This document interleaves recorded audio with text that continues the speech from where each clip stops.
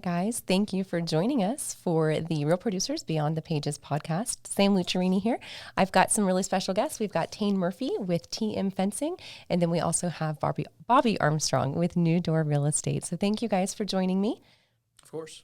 All right. So today's topic, we're going to talk about fences. We're going to talk about growing up in the real estate and the builder business and kind of everything in between. So on that note, Tane, do you want to start us off? Tell us a little bit about yourself, your business, and why you invited Bobby. I guess just kind of a brief background. Originally from Western Kansas, a rural community around the Hayes area. Relocated to the Wichita metro area around 2016 and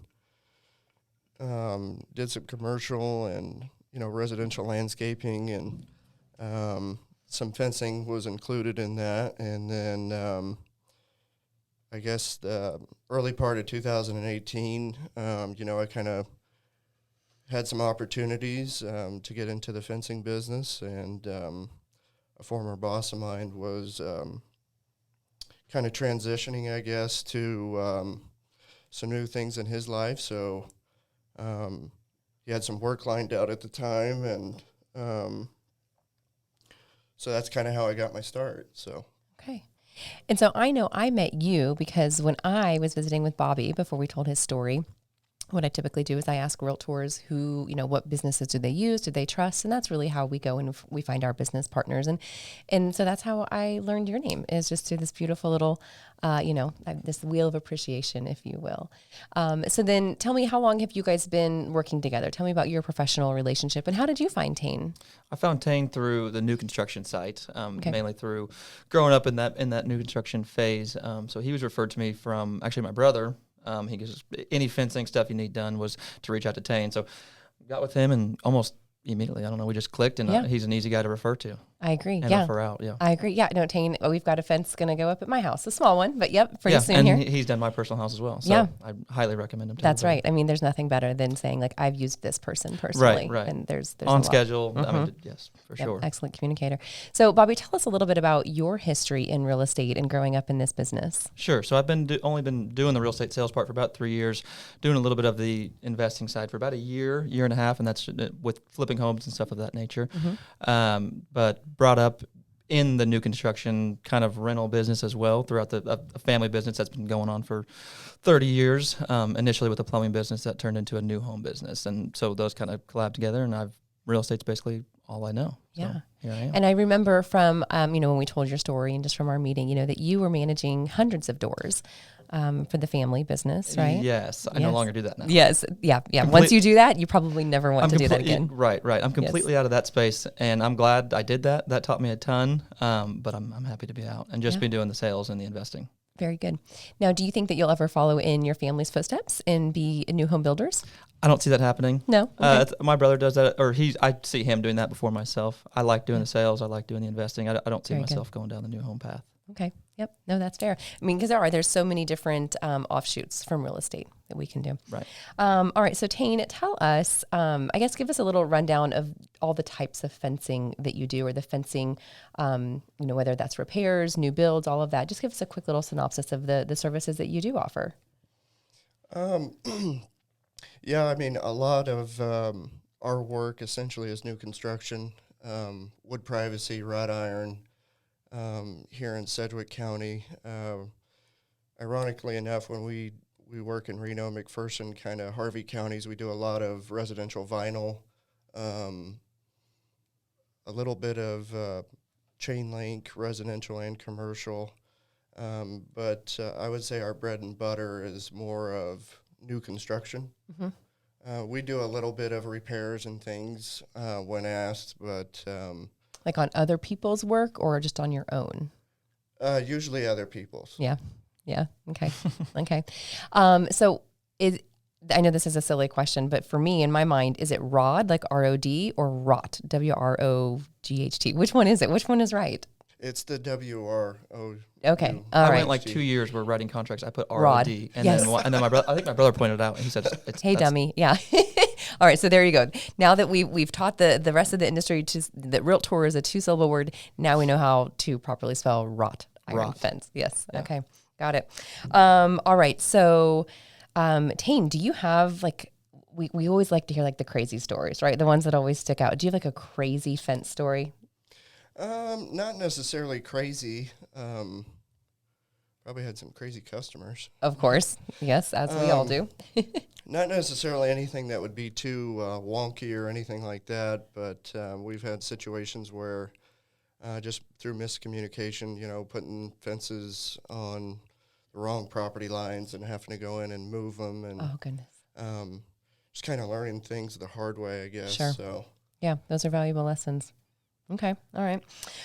So Bobby, what does a typical day of work look like for you? Well, it's recently changed because with that rental business, I left that within the last week. Oh, okay. So now my schedule New normal. Yes. So I'm kind of getting to the fix of things and kind of getting a new routine. So day-to-day basis, wake up, get my exercise in, get my dog's exercise in, and then really just,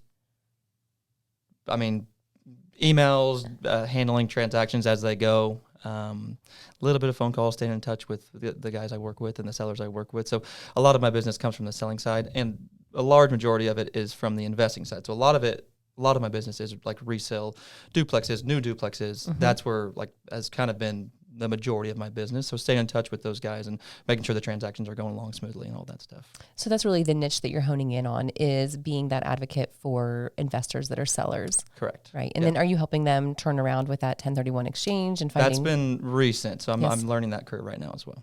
Good. Very good. Okay. I like that. So Tane, tell us a little bit about who you are outside of your business. Like, what would if you do have downtime, which I know you probably don't have a lot of that, but who are you outside of doing the fences? I enjoy playing golf, I guess, when time allows. I don't really do a lot of crazy stuff. I'm more of an introvert. My weeks are usually consist of about 80 to 100 hours.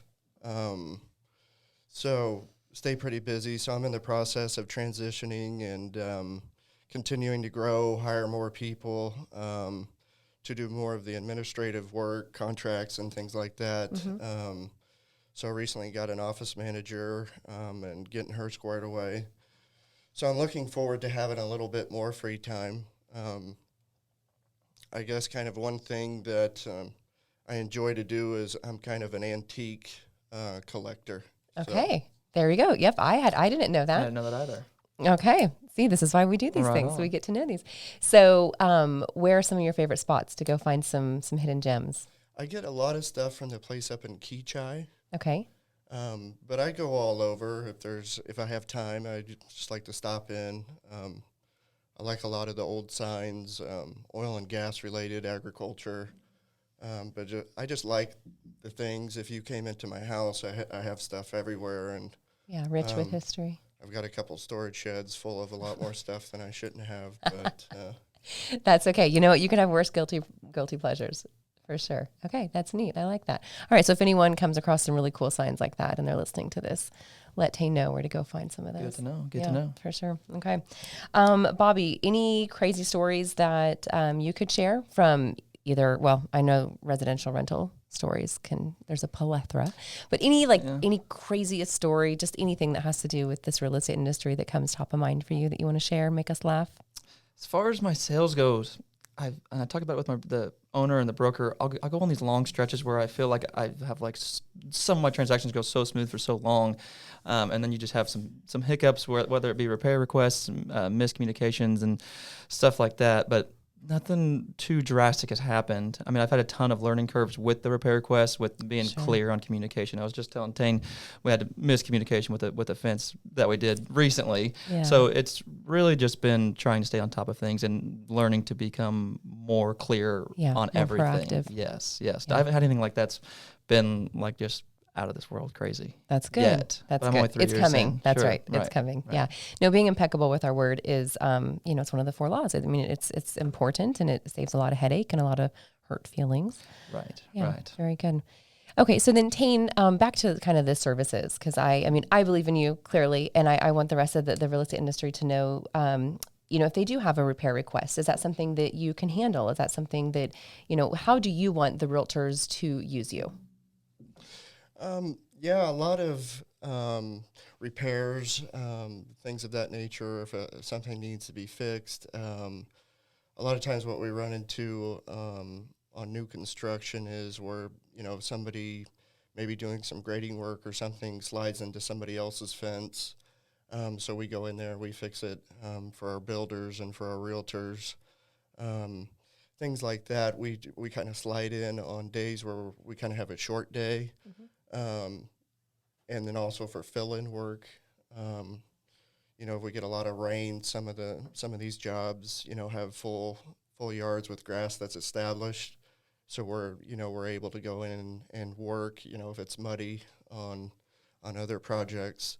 But yeah, we're always open and willing to try and accommodate however we can, whether that's, a gate that needs to be taken apart and rebuilt, a fence that's been kind of banged up and needs to be adjusted, maybe some post reset.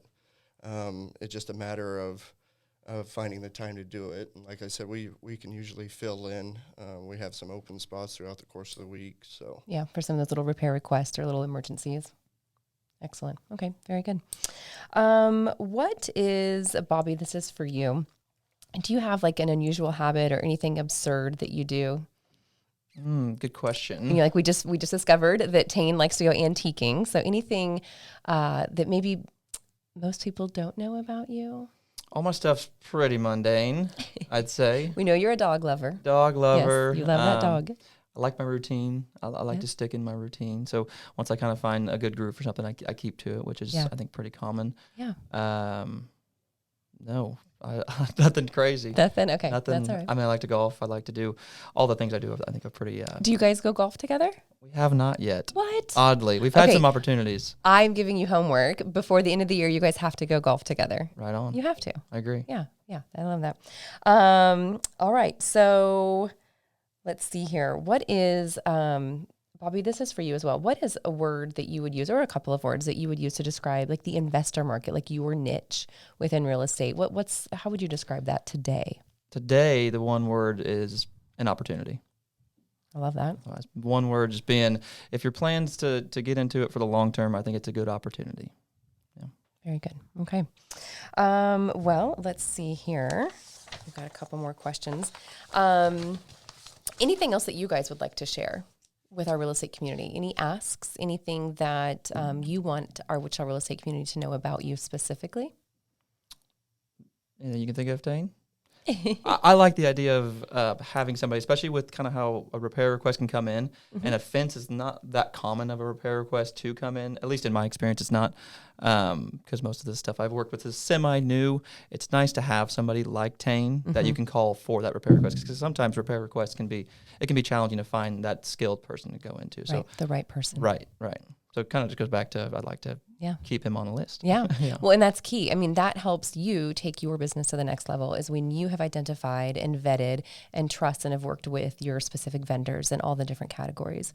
And that's really what Real Producers has become also, as an extension, is I meet realtors, interview them, figure out who the best are in those businesses. And there's still room to grow. When you look at repair requests, when you look at the real estate transaction, there's a lot of different businesses and ancillary people that are involved to help make it go smoothly and to help set you apart from potentially your peers and your colleagues. Right. So and even just down the road, I like having buyers, giving them options about having solid contractors to call if they're doing a little bit of rehab on their home or anything like that. I love having because your referral to your client is a direct reflection. If Tane goes and does a crappy job, then, your clients might not trust you with the next, recommendations. So if he knocks it out of the park, you look like that rock star even more. Right. And that's important. That's why these, realtors do need to spend some time in vetting their vendor partners. Yeah, and I think in general, to have a better and broader list of people that you've worked with just is so beneficial, especially in this space. It is. Yeah. You want all those good little, feathers in the quill, if you will. Okay. How do you balance, this is a question for both of you, if you choose. How do you guys balance your life, with work and family and your son? And how do you do that? Have you found a hack for that? Have you found just a good system? Yeah, I don't really have any problem with it. I just prioritize the things that are most important to me. And that's kind of how I do it. So family, friends, significant others. So significant other. Sorry. Yes, single. Yes, single word. Just prioritizing which ones are most important and knowing when to focus on one task at a time. So, sure. Yeah. Tane, for you? I guess just taking some time. Kind of like my normal day is I usually wake up about 4:30, 5 o'clock, and I go to the gym. That's kind of my daily reprieve, I guess. Yeah. And then I'll start my day from there. But when I can, spend time with my son, or I do have some extra time to, play some golf or something. I've gotten pretty accustomed, I guess, to my schedule, my routine.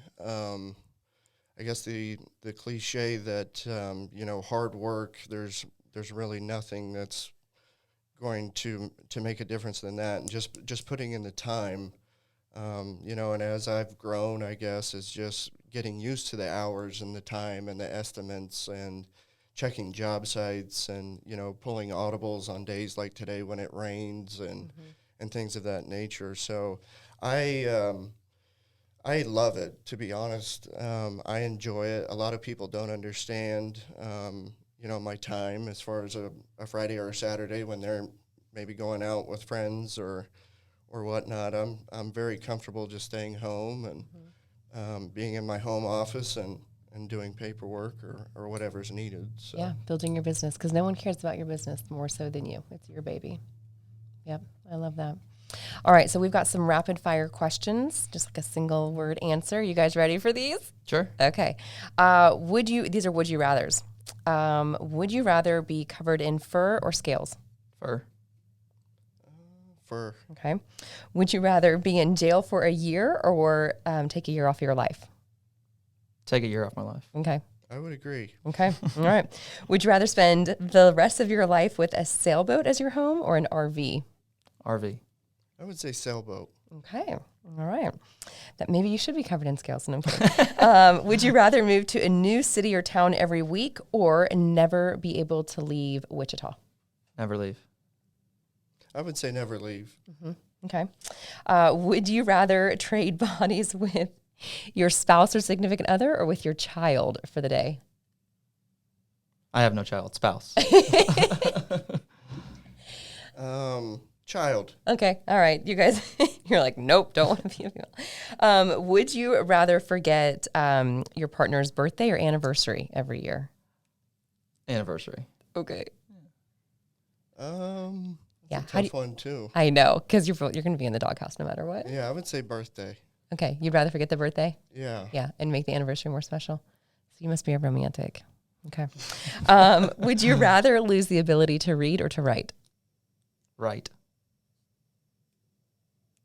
Probably read. Okay. Yeah. Because you can vocalize. I mean, that's why these are tough questions. Sure. Because it's hard. I like them. That's not one over the other.